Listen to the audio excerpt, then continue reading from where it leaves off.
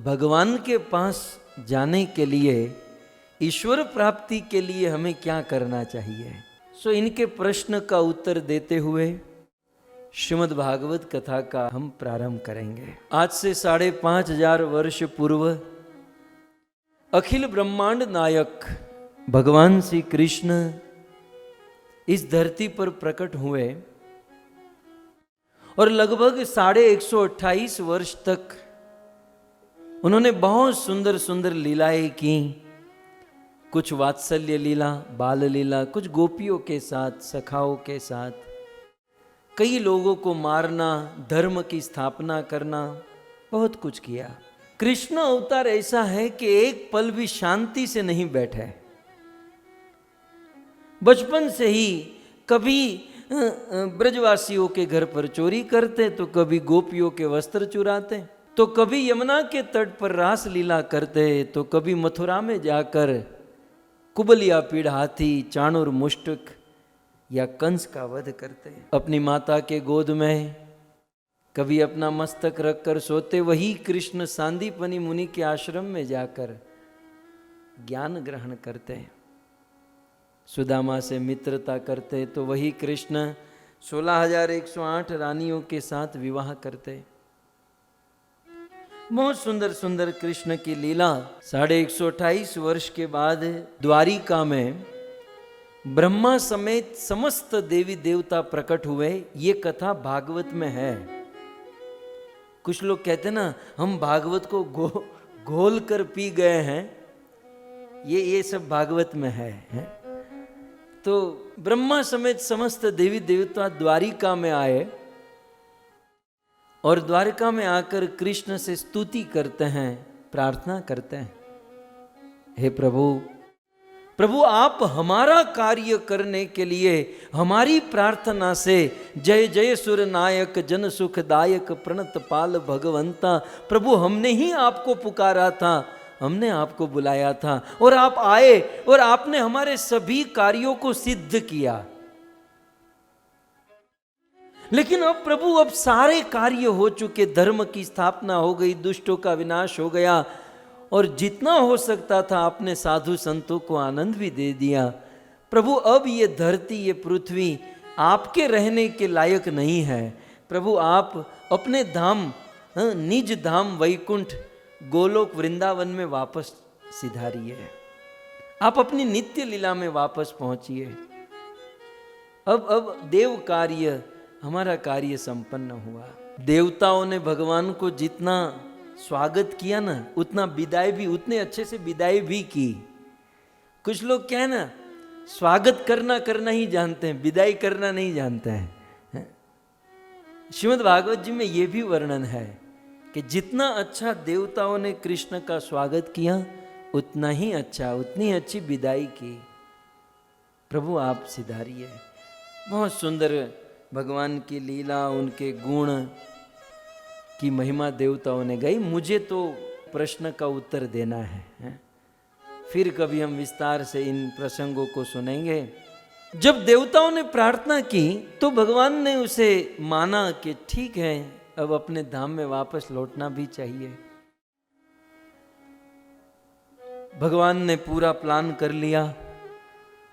यदु कुल का विनाश हो ही चुका था, कृष्ण अकेले बचे थे और अब डिपार्ट होने ही वाले थे अपने धाम में जाने के लिए।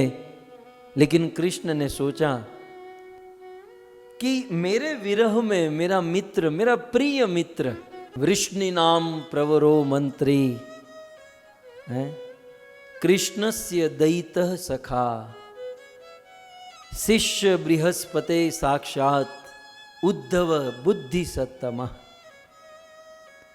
कृष्ण ने सोचा कि मेरा प्रिय सखा, मेरा मित्र मेरे विरह में मर जाएगा। तो अपने जाने की बात कृष्ण ने उद्धव जी से बताई। एक दिन उद्धव जी को कृष्ण द्वारिका से थोड़े दूर, आज भी आप कभी मारी काठियावाड़ में कोक दी भूलो पड़ भगवान, पछी एवा करूं सन्मान कि तने स्वर्ग भुलाऊं शामड़ा। कभी आप आइए गुजरात में, सौराष्ट्र में, तो ये सब आपको देखने मिले। द्वारिका से थोड़ा सा दूर है प्रभास क्षेत्र, प्रभास। तो उस प्रभास क्षेत्र में कृष्ण उद्धव जी को लेकर गए, है ना। थोड़ा सा मूड बनाना पड़ता है ना, सीधा कह देंगे कि मैं जा रहा हूं तो बेचारा हार्ट अटैक के मारे मर जाएगा। तो थोड़ा सा जोर का झटका धीरे से देने के लिए कोई अच्छा स्थान, कोई अच्छा वातावरण, मूड, कृष्ण तो इसमें एक्सपर्ट है। तो कृष्ण द्वारिका में नहीं, प्रभास क्षेत्र में उद्धव जी को लेकर गए और फिर कृष्ण धीरे धीरे अपना प्रस्ताव रखते हैं कि उद्धव देखो ना, सब कुछ ठीक हो गया और अब मेरी यहाँ पर इतनी आवश्यकता भी नहीं है। उद्धव गुजराती में बोला, कांकरा काढ़ीने बात करो महाराज, તમારે છે શું? हम क्लियर बात करो, आप है क्या प्रॉब्लम? कृष्ण ने कहा, उद्धव अब मैं इस पृथ्वी को छोड़कर मेरे धाम वैकुंठ गोलोक में जाना चाहता हूं और देवता भी मुझे प्रार्थना कर चुके हैं। देवताओं की बात में मना नहीं कर सकता। उद्धव जी ने कहा, तो प्रभु आप तो स्वतंत्र ईश्वर हो, आप तो स्वतंत्र स्वामी, आपको कौन रोक सकता है। लेकिन मेरी आपसे इतनी ही विनंती है, निवेदन है कि आप जा रहे हो तो मुझे भी अपने साथ में ले चलो, क्योंकि आपके विरह में आपका ये उद्धव जीवित नहीं रह पाएगा। प्रभु आपके बिना मैं जी नहीं सकता। उद्धव बहुत अच्छे मित्र थे। उद्धव ने कभी टेलर दर्जी के पास जाकर अपना कपड़ा नहीं सिलाया। उद्धव ने आज तक दुकान से अपने लिए पैंट, वो तो धोती कुर्ता पहनते थे, वो धोती कुर्ता आज तक खरीदा नहीं। भगवान कृष्ण जो कपड़े उतार देते थे, मतलब रिजेक्ट कर देते, मतलब पहनने के बाद पुराने हो जाते हैं, तो कृष्ण के वस्त्र ही उद्धव पहनते थे। और लगभग उद्धव जी कृष्ण जैसे जैसे ही दिखाई देते थे। सखा, साथ साथ खाते पीते सोते उठते बैठते। मोटा मानसों ना मित्र ही मोटा जो है ना भाई, बड़े लोगों के मित्र भी बड़े होते हैं। किसी भी आदमी की पहचान उनके मित्रों से होती है। भक्तों, मित्र, मैं बच्चों को कह रहा हूं, मित्र बनाने से पहले हमें यह देखना चाहिए मैं किस कुल से हूं, मेरे बाप दादा क्या हैं, कौन सी पीढ़ी में हमारा जन्म हुआ है। ये सब सोच समझकर मित्रता होनी चाहिए। कृष्ण का मित्र भी बहुत महान था उद्धव जी।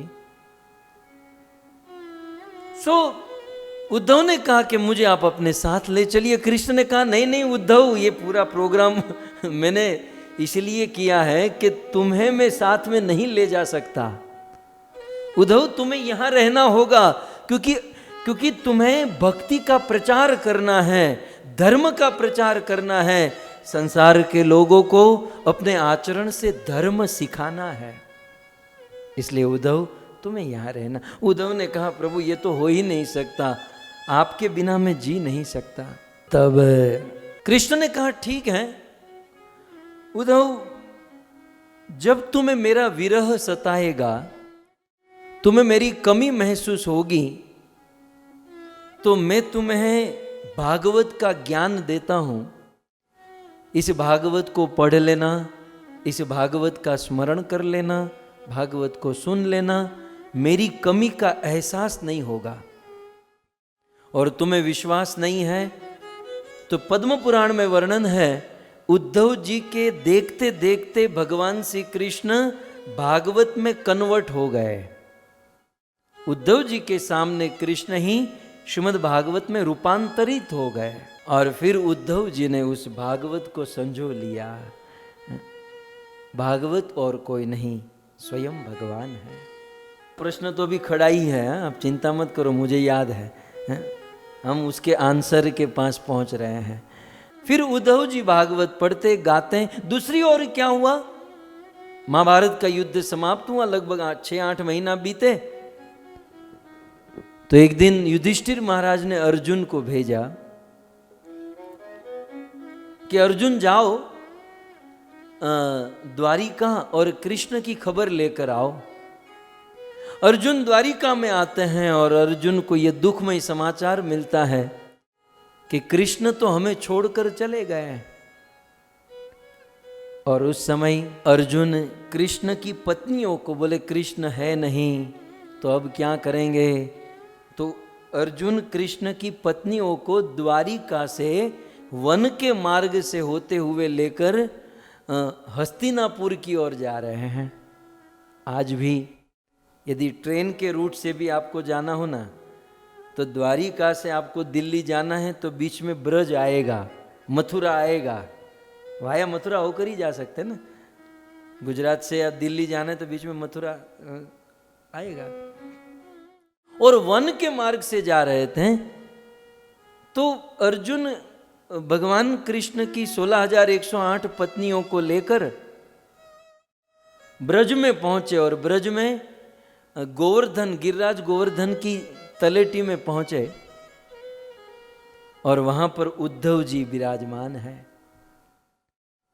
और भगवान की पत्नियां उद्धव जी के चरणों में बैठकर उस भागवत को श्रवण करने लगी। कृष्ण के विरह में कृष्ण का जीवन प्रदान करने वाला ये भागवत है। सो उद्धव जी कृष्ण की पत्नियों को भागवत सुनाने लगे।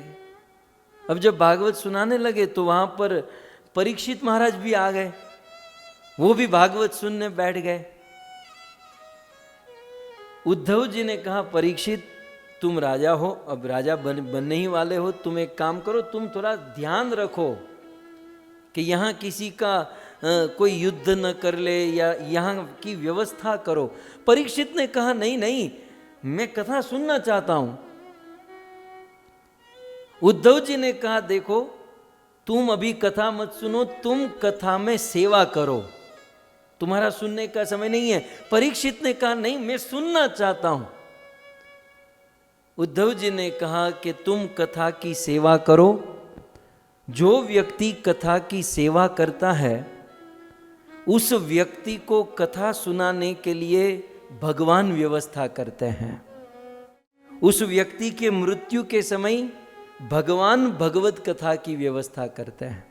किसके लिए? जो व्यक्ति कथा में सेवा करते। कथा में सेवा का अर्थ क्या है? कथा का आयोजन करते हैं। ये हमारे जितने भी कथा के आयोजक बैठे हैं ना, कथा आयोजन करने की महिमा सुनिए। सो परीक्षित महाराज ने पूरा आयोजन कर दिया, मंडप बना दिया, सब कुछ भोजन पानी सारी व्यवस्था परीक्षित ने की। और उस समय परीक्षित कथा नहीं सुन पाए। खैर आजकल के यजमान तो कथा सुन भी लेते हैं, आयोजन भी करते सुनते भी हैं, लेकिन हमने देखा है जब फिजिकल कथा होती है ना तो आयोजक बेचारा व्यवस्था में रहता है। अतिथि आए हैं, ये आए, उनका भोजन, इनका ये व्यवस्था। जो कथा का आयोजन करते हैं उसके लिए भगवान व्यवस्था करते हैं। और ऐसा ही हुआ कि जब महाराज परीक्षित के मृत्यु का समय आया और केवल उनके जीवन में 7 दिन बचे थे, महाराज परीक्षित अपना घर बार सब कुछ छोड़कर चले गए।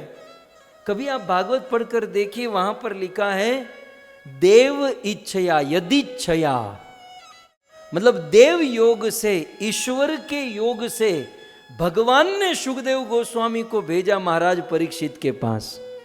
सुखदेव को निमंत्रण नहीं था और सुखदेव एक जगह पर 15-20 मिनट से ज्यादा बैठते भी नहीं थे, लेकिन 7 दिन तक सुखदेव बैठे और परीक्षित के पास भेजा। ये सारी व्यवस्था किसने की? स्वयं भगवान ने।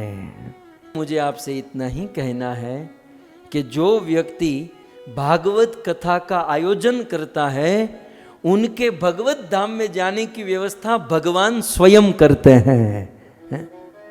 तो इनका प्रश्न था कि हमें क्या करना चाहिए। आपको कुछ करने की जरूरत नहीं है, आपने इस कथा का आयोजन किया है और इस कथा के माध्यम से हजारों लाखों लोग अपनी भक्ति का पोषण कर रहे हैं, अपनी भक्ति को सजा रहे हैं, संवार रहे हैं। यही कृपा, यही आशीर्वाद के रूप से भगवान मृत्यु का समय हमारा संवार देते हैं। नहीं तो ऐसा योग, महाराज परीक्षित को श्राप लगना और सुखदेव जी का आना, ये योग संभव नहीं है। ये इसीलिए क्योंकि महाराज परीक्षित ने भागवत सेवा की थी। वैसे भागवत में बहुत सारी सेवा होती है, लेकिन सबसे बड़ी सेवा तो माननी ही पड़ेगी कि यजमान परिवार अपना तन मन धन, अपना बहुत बड़ी एनर्जी लगाकर हजारों लोगों को एकत्रित करके इस कथा का लाभ देते हैं। बहुत बड़ी सेवा है। और जो व्यक्ति इस भागवत की सेवा, भागवत की व्यवस्था करता है, उस व्यक्ति की व्यवस्था मृत्यु के समय भगवान अपने हाथों से करते हैं, भगवान स्वयं करते हैं। दूसरा प्रमाण दें, जब अश्वत्थामा ने उत्तरा के गर्भ में ब्रह्मास्त्र छोड़ा, तो ब्रह्मास्त्र माने जिसकी कोई प्रतिक्रिया हो ही नहीं सकती, उसे बंदा मरने ही वाला है, लेकिन उत्तरा भगवान के पास जाती हैं और भगवान उस बालक की रक्षा करते हैं। क्यों? जो आदमी खुद भजन करेगा तो भगवान उनकी रक्षा करेंगे। उत्तरा के गर्भ में रहे हुए बालक ने न तो भगवान का नाम लिया, न भगवान की सेवा की, न भगवान का दर्शन। उस गर्भ में रहने वाला बालक कर भी क्या सकता है? उसने कुछ नहीं किया, लेकिन फिर भी भगवान ने गदा और चक्र लेकर उस बालक की रक्षा की। कारण यही था कि भगवान ने भविष्य देख लिया था कि ये बालक आगे चलकर भागवत का आयोजन करेगा। और जो व्यक्ति भागवत का आयोजन करता है, भागवत की सेवा करता है, भागवत का प्रचार करता है, उनकी रक्षा भगवान स्वयं अपने हाथों से करते हैं। ये भागवत सेवा करने वालों को तो भगवान अपनी पलक पर बिठा कर रखते हैं। बहुत बड़ी सेवा करते हैं, भगवान ध्यान रखते हैं। आशा करता हूं प्रश्न का उत्तर मिल ही गया होगा। ऐसी सुंदर भागवत कथा जिससे हम हमारा भी कल्याण कर सकते हैं और जगत के लाखों लोगों का कल्याण। भक्तों, ये एक ऐसा माध्यम है ना, इसमें लाखों का उद्धार होता है।